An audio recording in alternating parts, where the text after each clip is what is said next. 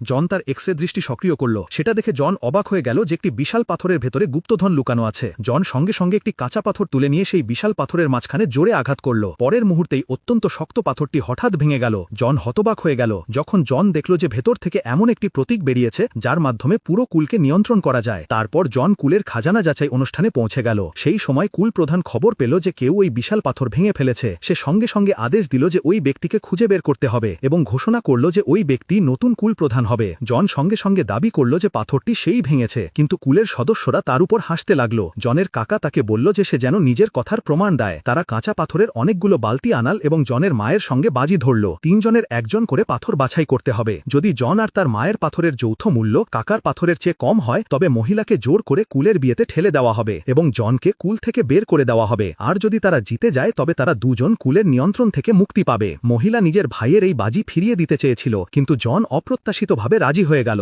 কাকা কুলের খাজানা যাচাই করার শিল্পে পারদর্শী ছিল, তাই সে সঙ্গে সঙ্গে একটি উচ্চমানের পাথর বেছে নিল। কুলের লোকেরা তার প্রশংসা করতে লাগলো, এমনকি মহিলারও মনে হতে লাগলো যে তারা হেরে যাবে। কিন্তু জন তার সোনার ক্ষমতা ব্যবহার করে বুঝল যে কাকার পাথরটি বাইরে থেকে ভালো দেখালেও ভেতরটা সাধারণ। কাকা জনের কথাই বিশ্বাস করল না এবং সঙ্গে সঙ্গে একজন বিশেষজ্ঞকে পাথর কাটতে ডেকে নিল। ফলাফল ঠিক যেমন জন বলেছিল তেমনই বেরোল। বিশেষজ্ঞের পরীক্ষানুযায়ী পাথরটির দাম $5 মিলিয়ন বেশি নয়। এটা শুনে মহিলার আত্মবিশ্বাস ফিরে এলো এবং সে তাড়াতাড়ি একটি পাথর বেছে নিল। যখন বিশেষজ্ঞ সেটি কাটল তখন তার ভেতর থেকে উচ্চমানের সবুজ পাথর বেরোল, কিন্তু দুর্ভাগ্যবশত তার নিচের অংশে ফাটল ছিল, তাই তার দাম সর্বোচ্চ $3 মিলিয়ন হল। কাকা বিজয়ী ভঙ্গিতে হাসতে লাগল এবং চাইল যে তারা সম্পূর্ণ হারুক। সে জনকে নিজের পাথর বাছাই করতে উস্কানি দিল। জন তার মাকে সান্ত্বনা দিয়ে আবার তার এক্সরে দৃষ্টি ও সোনার ক্ষমতা ব্যবহার করল। দ্রুতই সে একটি চমৎকার পাথর খুঁজে পেল, কিন্তু তখনই মা তাকে থামিয়ে দিল। সে বলল পাথরটি মসৃণ এবং কোনো নকশা নেই এবং এটা ইঙ্গিত যে এর ভেতরে কোনো রত্ন নেই। সে জনকে অন্য একটি পাথর বাছতে বলল,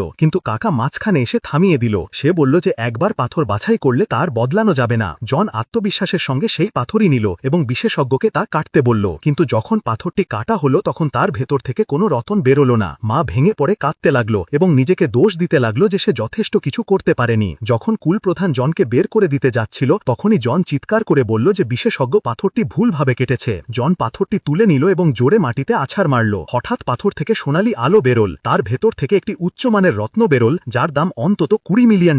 টিকটকে 3000 লাইক সঙ্গে 10,000 ভিউ, মাত্র 90 টাকা। কিনতে হলে এই নম্বরে হোয়াটসঅ্যাপে SMS করুন।